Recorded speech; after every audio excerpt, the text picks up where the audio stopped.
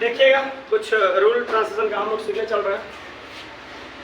जैसे राम सोता रहता है, इस बात पे ये ध्यान रहे कि किस टेंस से बिलोंग कर रहे हैं, किस टेंस से बिलोंग कर रहे हैं। अभी ता है, ती है, ते है, तो कौन टेंस का पहचान है? सिंपल प्रेजेंट टेंस से बिलोंग करना है। लेकिन सिंपल प्रेजेंट टेंस में सिर्फ ये डिफिनीशन उसका होता है पहचान कि जिस हिंदी वाक्य क्रिया के अंत में ता है, ती है, ते है, ता है, ता हूँ, ती हूँ इत्यादि। तो क्रिया के अंत में यहाँ पे देखिए कि सोना क्रिया है और इसमें रहता है, यानी कुछ ना कुछ रूल इसमें इन्वॉल्व है। तो रूल क्या है? इन्वॉल्व है। अब इसको बनाने के लिए स्ट्रक्चर हम क्या प्रयोग करेंगे, थोड़ा ध्यान दीजिएगा। सब्जेक्ट प्लस गो ऑन या गोज ऑन, गो ऑन या गोज ऑन। वर्ब का चौथा रूप लगेगा। कौन सा रूप लगेगा? चौथा रूप। और क्या लगेगा?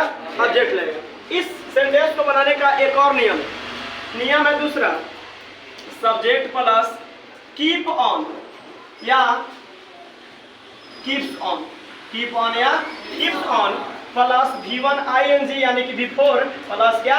ऑब्जेक्ट। ये आपको नया चीज सीखने को मिल रहा है, ठीक है ना?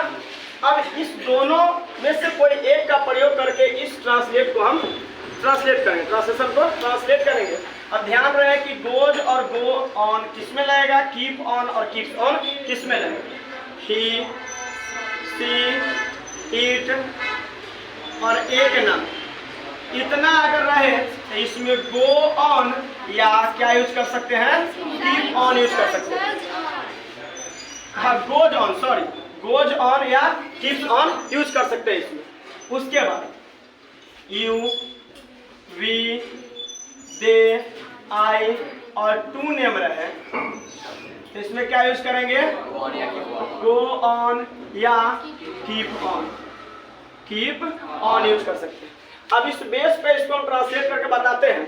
ये क्या है? सब्जेक्ट और ये क्या है? वर्ब। ऑब्जेक्ट तो है नहीं, कहाँ कैसे सोना है वो तो कुछ है नहीं इसमें। ट्रांसलेट करेंगे इसको। राम, राम का इंग्लिश राम। अब राम के बाद गोज ऑन या गो ऑन में से क्या सिलेक्ट करना? अब एक नाम है तो देखिए वन नेम के साथ क्या यूज करेंगे? Goes on. उसके बाद क्या चाहिए? गोज ऑन हो गया, वर्ब ING चाहिए। वर्ब वन क्या होगा? सोना क्या होता है? स्लीप। क्या होता है? स्लीप। इसमें ING लग गया, यानी कि राम सोता रहता है। इसका इंग्लिश ट्रांसलेशन क्या हो गया? Ram goes on sleeping. एक और तरीका इसको बना सकते हैं, राम इस मेथड पे क्या होगा? Keeps on. क्या होगा? Keeps on. Verb sleep ING sleeping. कोई दिक्कत? एक और एग्जांपल हम लोग देखते हैं। तुम लोग अपने देश की सेवा करते रहते हो, ठीक है? अब इसमें जो व्यक्ति काम करने चला वो क्या है? सब्जेक्ट। उसके शरीर के द्वारा हो क्या रहा है? क्रिया, सेवा करना, तो क्या हो गया? वर्ब। क्रिया का फल किस पे पड़ रहा है? देश पे, तो क्या हो गया? ऑब्जेक्ट। कोई दिक्कत? अब इसको इस सेंटेंस के हिसाब से बनाइए, स्ट्रक्चर के हिसाब से। तुम लोग का इंग्लिश क्या होता है? यू में क्या बनाएगा? गो ऑन लगेगा। वर्ब चाहिए, सेवा करना का इंग्लिश क्या होता है? सर्व। सर्व में ING लगेगा तो क्या होगा? सर्विंग होगा। किसका सेवा करना है? ऑब्जेक्ट का, अपने देश का। तो देखिए सब्जेक्ट के हिसाब से अपने का इंग्लिश होता है, सब्जेक्ट के हिसाब से अपना का इंग्लिश होता है। अगर यहाँ पे वी है, यू है, तो यू का अपना होता है योर। अगर यहाँ हम लोग रहता तो वी का होता है आवर, सी का हर, ही का हिज, ठीक है ना? इस तरह यहाँ यू का अपना क्या होगा? योर। और देश का इंग्लिश क्या होता है? कंट्री। कोई दिक्कत? इसी को एक और तरीका इस मेथड से बना लीजिए। इसको एक और तरीका से हम लोग बनाते हैं, ध्यान दीजिएगा इस स्ट्रक्चर पे। और तुम लोग का इंग्लिश क्या होगा? यू। क्या लाएंगे यू में? Keep on. और वर्ब क्या है इसमें? सेवा करना, तो क्या होगा? सर्व। और सर्व से हम ING हटा कर क्या लगा देंगे? ING। और किसका सेवा करना है? वो ऑब्जेक्ट हो गया, तो अपने देश के। यू के लिए अपना क्या हो जाएगा? योर। अभी बताएं योर। और देश का इंग्लिश क्या होता है? कंट्री। क्या होता है? कंट्री। ठीक है, इतना नोट कर लीजिए।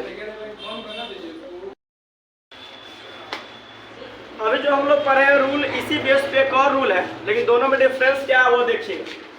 जैसे मैं सोता रहता हूँ, अब यही पर आपको मैं सोता रहता हूँ। अब आपको बताने वाले हैं कि मैं सोता ही रहता हूँ, सोता ही रहता हूँ। दोनों सेंटेंस में डिफरेंस क्या है तो ध्यान दीजिएगा। दोनों सेंटेंस में डिफरेंस क्या ध्यान दीजिएगा। मैं सोता रहता हूँ का मतलब है कि अगर सो रहा हूँ तो बीच में कोई और काम भी कर रहा हूँ, लेकिन मैं सोता ही रहता हूँ मतलब सारा काम छोड़ करके सिर्फ क्या हो रहा है, सोताई का ही काम हो रहा है। बात समझ में आ रहा है? ई वाले सेंटेंस में दो टेंस इन्वॉल्व है, सिंपल प्रेजेंट टेंस और कंटिन्यूअस भी इन्वॉल्व है, बट इसमें ऐसा नहीं है। इसको बनाने के लिए किस स्ट्रक्चर का प्रयोग करेंगे वो भी देखिए, तो ध्यान दीजिएगा शांतिपूर्वक। सब्जेक्ट प्लस डू या डज, सब्जेक्ट प्लस डू या डज प्लस नथिंग क्या यूज करेंगे, प्लस बट, अब प्लस V1 तब क्या यूज करेंगे, ऑब्जेक्ट। सब्जेक्ट प्लस डू या does plus nothing plus but plus V1 plus क्या यूज करेंगे, ऑब्जेक्ट। अब देखिए इसमें मैं क्या है, सब्जेक्ट, सोना का थी है, लेकिन कहाँ सोना है, ऑब्जेक्ट फिलहाल नहीं है, सिंपल ना पहले बताते हैं। तो देखिए सब्जेक्ट में आई के साथ क्या लगेगा, डू लगेगा, उसके बाद क्या लाएंगे, नथिंग, क्लियर। तब क्या होगा, बट, और क्या है, सोना, प्ले, स्लीप, स्लीप, और ऑब्जेक्ट कुछ नहीं है, इसलिए फुल स्टॉप। इसका मतलब क्या हुआ कि मैं कुछ नहीं करता हूँ लेकिन सोता हूँ, मैं कुछ नहीं करता हूँ लेकिन सोता हूँ। एक और एग्जाम्पल देखिए, तुम खेलते रहते हो, तुम खेलते रहते हो, इसमें तो ही वाला पढ़ना है हम लोग को, तो तुम खेलते ही रहते हो।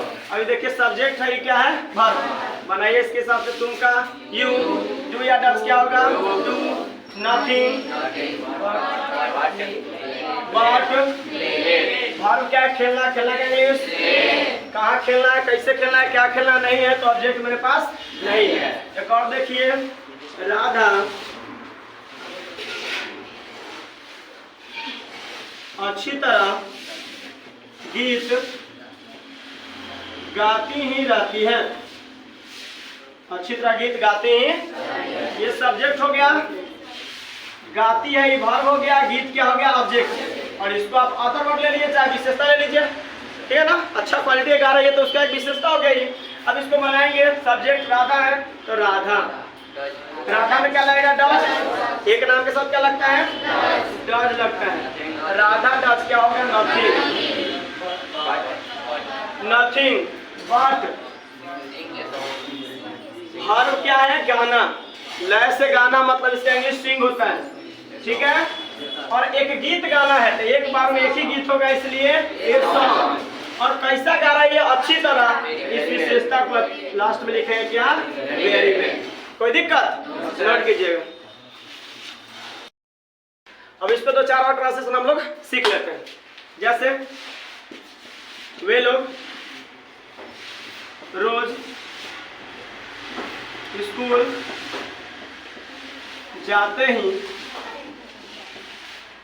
रहते हैं, ठीक है। ये क्या हुआ, सब्जेक्ट, जाना क्या हुआ, वर्ब, कहाँ जाना है, ऑब्जेक्ट। और रोज का तो लास्ट में हम लोग लिख ही लेते।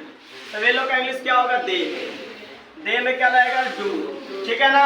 और नथिंग क्या होगा, पूरा स्ट्रक्चर पे एकदम चलते जाना है। उसके बाद क्या करना है, बट, वर्ब क्या है, जाना, क्या होगा, गो, और ऑब्जेक्ट क्या है, स्कूल, क्या है, स्कूल। लेकिन ये ध्यान देने वाला बात है कि गो स्कूल, जब किसी निश्चित बिंदु तक जाते हैं हम लोग तो उस निश्चित बिंदु के नाम से पहले टू का प्रयोग कर लेते हैं, ठीक है ना। इसलिए गो और स्कूल के बीच में क्या यूज करेंगे हम लोग, टू। और रोज जाते हैं, इसका इंग्लिश क्या होगा, डेली। तनिक सभी दिक्कत, तुम मुझे पढ़ाते ही रहते हो, ठीक है। अब ये सब्जेक्ट है, ये ऑब्जेक्ट है, ये क्या है, वर्ब। अब सब्जेक्ट क्या हो गया, यू, उसका क्या हो जाएगा, डू, तब क्या हो जाएगा, नथिंग, तब क्या होगा, वर्ब। पढ़ाना क्या होता है, टीच, क्या होता है बाबू, टीच। और मुझे क्या हो जाएगा, मी। कोई दिक्कत, चलिए। नोट कीजिए, आगे हम लोग चलते हैं।